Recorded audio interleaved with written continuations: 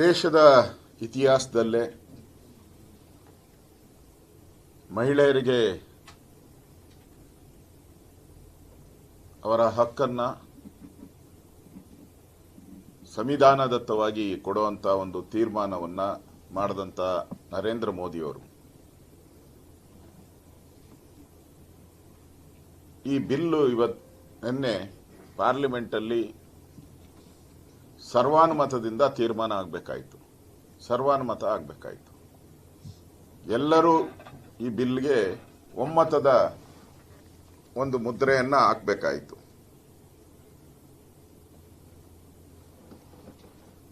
ರಾಜ್ಯದ ದೇಶದ ಮಹಿಳೆಯರ ಪರವಾಗಿ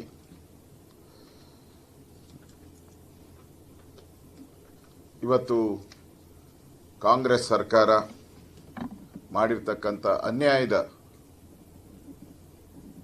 ರಾಜ್ಯದ ಜನತೆಗೆ ದೇಶದ ಜನತೆಗೆ ತಿಳಿಸುವಂಥ ಇದೊಂದು ಪತ್ರಿಕಾ ಸಂದರ್ಶನ ನಂದು. ಇದು ಮಹಿಳಾ ಸಬಲೀಕರಣ ಬಿಲ್ ವಿಫಲ ಆಗಿದ್ದು ಒಂದು ಸಾಮಾನ್ಯ ಘಟನೆ ಅಲ್ಲ, ಸಾಮಾನ್ಯ ವಿಚಾರನೂ ಕೂಡ ಅಲ್ಲ. ಇದು ಕೆಲವು ರಾಜಕೀಯ ಪಕ್ಷಗಳ ಪಿತೂರಿ, ನಿರ್ಲಕ್ಷ್ಯ, ಮಹಿಳಾ ವಿರೋಧಿ ಭಾವನೆಯ ಸ್ಪಷ್ಟ ಸಂಕೇತ. ಇದು ಮಹಿಳೆಯರ ಹಕ್ಕು ಬಗ್ಗೆ ವೇದಿಕೆಯಲ್ಲಿ ಕಳೆದ 60 ವರ್ಷ ಅಧಿಕಾರ ನಡೆಸಿದಂಥ ಕಾಂಗ್ರೆಸ್ ಅವರು ದೊಡ್ಡ ದೊಡ್ಡ ಭಾಷಣಗಳನ್ನು ಮಾಡ್ತಾರೆ, ಆದರೆ ಕಾರ್ಯರೂಪಕ್ಕೆ ತರುವಂಥ ಸಂದರ್ಭದಲ್ಲಿ ಅವರು ಶೂನ್ಯ. ಅದು ಮಹಿಳಾ ಬಿಲ್ಗೆ ಬೆಂಬಲ ಕೊಡುವಂಥ ಧೈರ್ಯ ಇಲ್ಲ ಅಂತ ಹೇಳಿದ್ಮೇಲೆ ಮಹಿಳೆಯರ ಬಗ್ಗೆ ಮಾತಾಡುವಂಥ ಅಧಿಕಾರ ಇಲ್ಲ.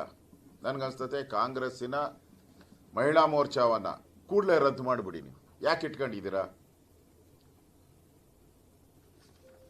ಆ ಮಹಿಳಾ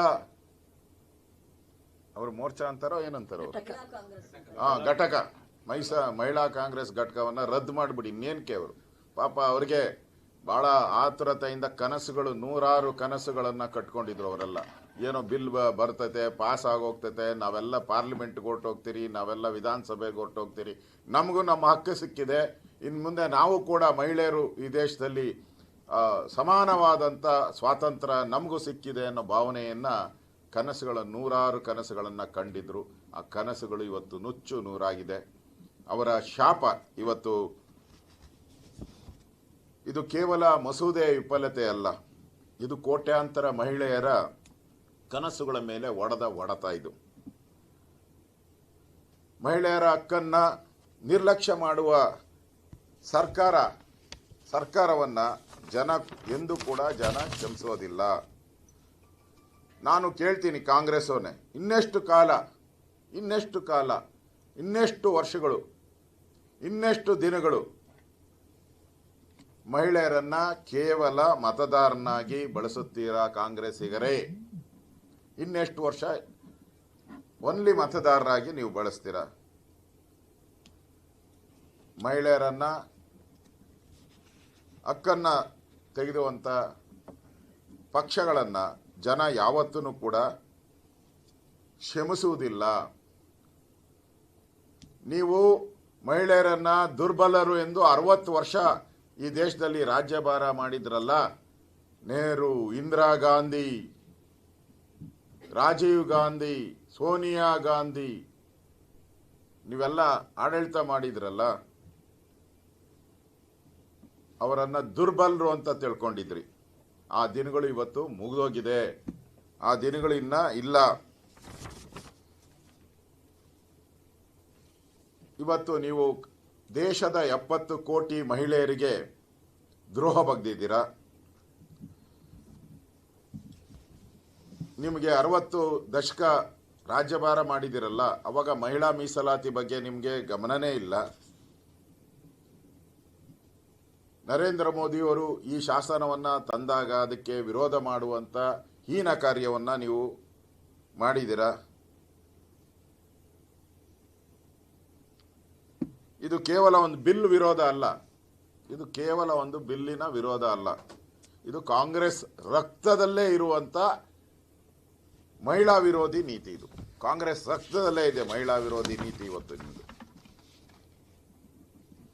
ಮೋದಿ ನಾಯಕತ್ವದಲ್ಲಿ ನಾರಿ ಶಕ್ತಿ ಜಾಗೃತ ಆಗಿದೆ. ಮಹಿಳೆಯರ ಶಕ್ತಿಯನ್ನ ಅವಮಾನಿಸಿದ ನಿಮ್ಮನ್ನ ಇತಿಹಾಸ ಎಂದೂ ಕೂಡ ಕ್ಷಮಿಸುವುದಿಲ್ಲ. ಕಾಂಗ್ರೆಸ್ ಮಾಡಿದ ದ್ರೋಹಕ್ಕೆ ಅಂತ್ಯ ಆಡೋ ಕಾಲ ಈಗ ನಿರ್ಮಾಣ ಆಗ್ತಾ ಇದೆ ಅಂತ ಅನಿಸುತ್ತೆ. ಸ್ನೇಹಿತರೆ, ಕಾಂಗ್ರೆಸ್ ಅವರು ಏನು ತಿಳ್ಕೊಂಡಿದ್ದಾರೆ ಅಂದರೆ, ಮಹಿಳೆಯರಿಗೇನು 2,000 ರೂಪಾಯಿ ಕೊಟ್ಬಿಟ್ರೆ ಸಾಕು, ಮಹಿಳೆಯರಿಗೇನು ಫ್ರೀ ಬಸ್ ಪಾಸ್ ಕೊಟ್ಬಿಟ್ರೆ ಸಾಕು, ಅವ್ರ ಮನೆಯಲ್ಲೇ ಇದ್ದು ಬಿಡ್ತಾರೆ, ಅವ್ರು ಹೊರಗಡೆ ಬೆರೋದು ಬೇಡ, 2,000 ರೂಪಾಯಿ ತಗೊಂಡು ಅಡುಗೆ ಮಾಡ್ಕೊಂಡು ಮನೆಗಿರಲಿ, ಬಸ್ಸಲ್ಲಿ ದೇವಸ್ಥಾನಗಳಿಗೋಗಿ ಮನೆಯಲ್ಲಿ ಇದ್ಕೊಂಡ್ಲಿ, ಅವ್ರಿಗೆ ರಾಜಕೀಯ ಪ್ರಾತಿನಿಧ್ಯ ಸಿಗಬಾರ್ದು, ಅವರು ಈ ಒಂದು ಪ್ರಜಾಪ್ರಭುತ್ವದಲ್ಲಿ 50% ಇರುವಂಥ ಮಹಿಳೆಯರು ಪಾರ್ಲಿಮೆಂಟ್ಗೆ ವಿಧಾನಸಭೆಗೆ ಹೋಗೋದಕ್ಕೆ ಬೇಡ, ಅವ್ರಿಗೆ 2,000 ರೂಪಾಯಿಗೆ ನಾವು ಸ್ಥೀಮಿತ ಮಾಡೋಣ, ಇನ್ನೂ ಏನಾನ ಕೇಳಿದ್ರೆ ಅದೊಂದು 2,500 ಮಾಡೋಣ, ಮುಂದಿನ ಎಲೆಕ್ಷನ್ ಬಂದರೆ ಅವರನ್ನು 2,500 ಕೊಟ್ಬಿಟ್ಟು ಓಟ್ ಹಾಕ್ಸ್ಕೊಳ್ಳೋಣ, ಅವ್ರಿಗೆ ನಮ್ಮ ಪರವಾಗಿ ಅವರು ಕ್ಯೂ ನಿಂತ್ಕೊಂತಾರೆ ಬಂದು. ಈ ಮನಸ್ಥಿತಿ ಕಾಂಗ್ರೆಸ್ ಅವ್ರದ್ದು. ಫ್ರೀ ಬಸ್ಸು 2,000 ರೂಪಾಯಿ ಕೊಟ್ಬಿಟ್ಟು ಮಹಿಳೆಯರ ಮೀಸಲಾತಿಯನ್ನು ಕಸಿದಂಥ ದ್ರೋಹಿ ಕಾಂಗ್ರೆಸ್, ದ್ರೋಹಿ ಅವರ ಪಾರ್ಟ್ನರ್ಸ್ ಎಲ್ಲ ಇದ್ದಾರಲ್ಲ ತಮಿಳುನಾಡು ಕೇರಳದಲ್ಲಿ, ಇವರೆಲ್ಲ ದ್ರೋಹಿಗಳು. ಇವರು ಮುಂದೆ ನಡೀತಾ ಇದೆಯಲ್ಲ ಚುನಾವಣೆಗಳು ಈ ದೇಶದಲ್ಲಿ, ಬೇರೆ ಬೇರೆ ರಾಜ್ಯದಲ್ಲಿ ಚುನಾವಣೆ ನಡೀತಾ ಇದೆ, ಜನ ಬುದ್ಧಿ ಕಲಿಸ್ತಾರೆ, ಇವರಿಗೆ ಪಾಠ ಕಲಿಸ್ತಾರೆ. ಅದರಿಂದ ಇವತ್ತು ನರೇಂದ್ರ ಮೋದಿ ಅವರು ದಕ್ಷಿಣ ರಾಜ್ಯಗಳಿಗೂ ಕೂಡ ಈಗಿರೋದು 129 ಪಾರ್ಲಿಮೆಂಟ್ ಸೀಟು ದಕ್ಷಿಣದಲ್ಲಿ, ಅದನ್ನು 195ಕ್ಕೆ ಏರಿಸುವಂಥದ್ದಕ್ಕೆ ಆ ಬಿಲ್ಲಲ್ಲಿ ಅವಕಾಶ ಇತ್ತು. 195ಕ್ಕೆ ಅಂದರೆ ದಕ್ಷಿಣ ರಾಜ್ಯಗಳಲ್ಲೂ ಕೂಡ ಪಾರ್ಲಿಮೆಂಟ್ ಸೀಟು ಜಾಸ್ತಿ ಆಗುವಂಥದ್ದಕ್ಕೆ ಅವಕಾಶವನ್ನು ಮಾಡಿಕೊಟ್ಟಿದ್ರು. ಆದರೆ ಕಾಂಗ್ರೆಸ್ ಅವರು ಮೊಸರಲ್ಲಿ ಕಲ್ಲು ಹುಡುಕುವಂಥ ಪ್ರಯತ್ನ ಮಾಡಿದ್ದಾರೆ. ಚರ್ಚೆ ಮಾಡ್ಬೋದಾಯಿತು, ಅವರಿಗೆ ಡಿಲಿಮಿಟೇಷನ್ ಬಗ್ಗೆ ಏನಾದರೂ ಸಮಸ್ಯೆ ಇದ್ದರೆ ಪಾರ್ಲಿಮೆಂಟಲ್ಲಿ 3 ದಿನಗಳ ಚರ್ಚೆ ಇದೆ, ಲೋಕಸಭೆ ಮತ್ತು ರಾಜ್ಯಸಭೆಯಲ್ಲಿ 3 ದಿನ ಚರ್ಚೆ ಇದೆ, ಮಾಡ್ಬೋದಾಗಿತ್ತು. ನಾನು ಅವ್ರನ್ನ ಕೇಳ್ತೀನಿ, ಕಾಂಗ್ರೆಸ್ ಅವ್ರನ್ನ, ಹಿಂದೆ ಬೇಕಾದಷ್ಟು ಬರೀ ಡಿಲಿಮಿಟೇಷನ್ ಆಗಿತ್ತಲ್ಲ, ಆ ಬಗ್ಗೆ ಯಾಕೆ ನೀವು ವಿರೋಧ ಮಾಡಲಿಲ್ಲ? ಏನು ಮೊದಲ ಬಾರಿ ಡಿಲಿಮಿಟೇಷನ್ ಆಗ್ತಾ ಇದೆಯಾ? ಬೇಕಾದಷ್ಟು ಬಾರಿ ಡಿಲಿಮಿಟೇಷನ್ ಆಗಿದೆ, ಸೀಟುಗಳ ಹೆಚ್ಚಳ ಆಗಿದೆ, ಪಾರ್ಲಿಮೆಂಟ್ ಸೀಟು ಹೆಚ್ಚಳ ಆಗಿದೆ, MLA ಸೀಟು ಹೆಚ್ಚಳ ಆಗಿದೆ. ಅವಾಗ ಯಾಕೆ ಬಾಯಿಗೆ ಬಟ್ಟೆ ತುರ್ಕೊಂಡಿದ್ದೀರಾ ನೀವೆಲ್ಲ ಬಾಯಿಗೆ? ಅವಾಗ ಯಾಕೆ ಮಾತಾಡಿಲ್ಲ? ಅಟಲ್ ಬಿಹಾರಿ ವಾಜಪೇಯಿ ಇದ್ದಾಗ ಡಿಲಿಮಿಟೇಷನ್ ಆಯಿತು, ಅಟಲ್ ಬಿಹಾರಿ ವಾಜಪೇಯಿ ಇದ್ದಾಗ ಡಿಲಿಮಿಟೇಷನ್ ಆಯಿತು. ಏನು ಅಟಲ್ ಬಿಹಾರಿ ವಾಜಪೇಯಿ ಮತ್ತೆ ಗೆದ್ದುಬಿಟ್ರಾ?